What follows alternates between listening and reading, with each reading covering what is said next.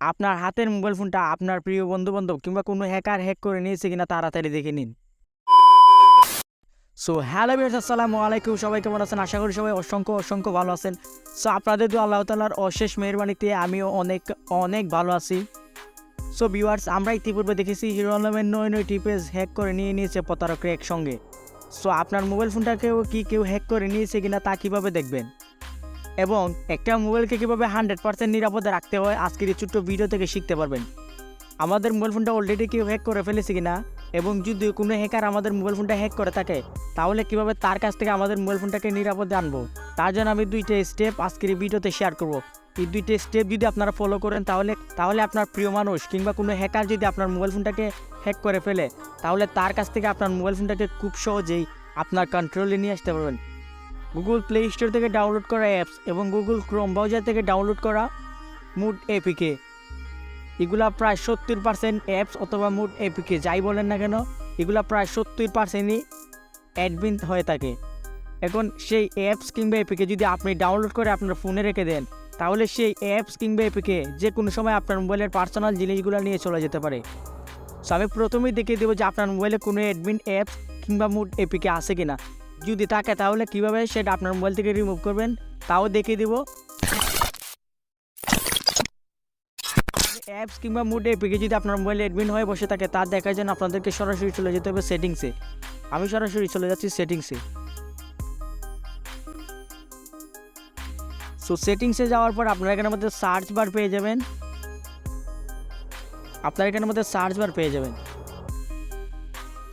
Search বারের মধ্যে just লিখবেন ADMIN।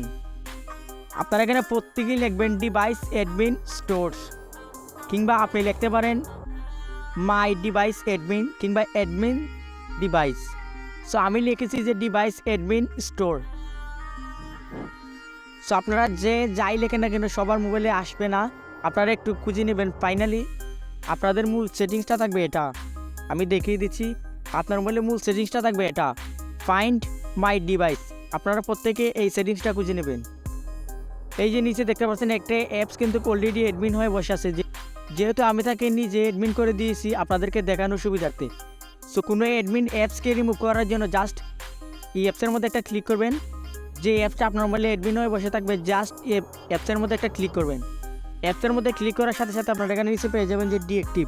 আপনারা প্রত্যেকে ডিঅ্যাক্টিভের মধ্যে ক্লিক করবেন। ডিঅ্যাক্টিভের মধ্যে ক্লিক করার সাথে সাথে সেই অ্যাডমিন অ্যাপস কিন্তু আপনার মোবাইল থেকে ডিঅ্যাক্টিভ হয়ে যাবে।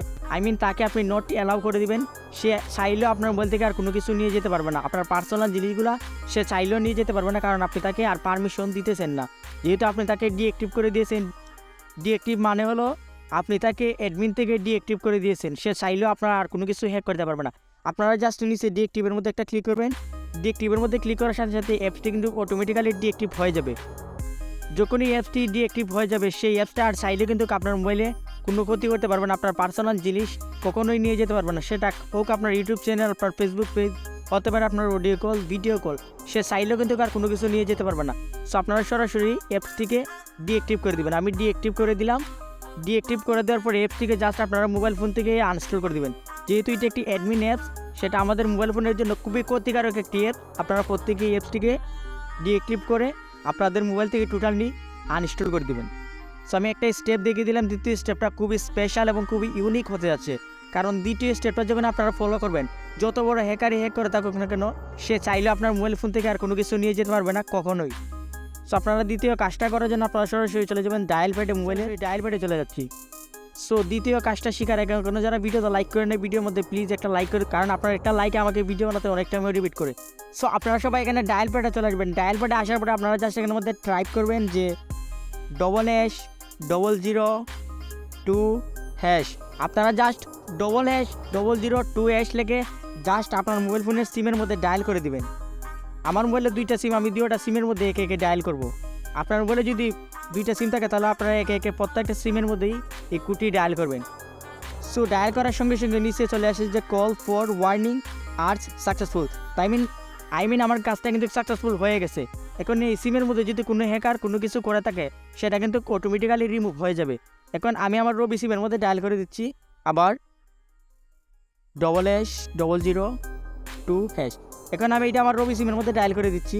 আপনার বলে যদি দুইটা সিম থাকে আপনারা দুইটা সিমের মধ্যে এই কোডটি ডায়াল করবেন। এই কোডটি স্ক্রিনশট দিয়ে রাখতে পারেন কিংবা কোথাও লিখে রাখতে পারেন। আবার লেখা আসছে যে কল ফর ওয়ার্নিং সাকসেসফুল, আমি জাস্ট ক্লিক করে দিলাম। আপনারা আপনাদের প্রত্যেকটা সিমের মধ্যে এই কোডটি ডায়াল করবেন। আপনারা এই কাজটি এক সপ্তাহে না পারলেও মাসে অন্তত একবার হলেও এই কাজটি করবেন। আপনার মোবাইলের যতটা সিম আছে আপনারা প্রত্যেকটা সিমের মধ্যে এই কোডটি ডায়াল করবেন।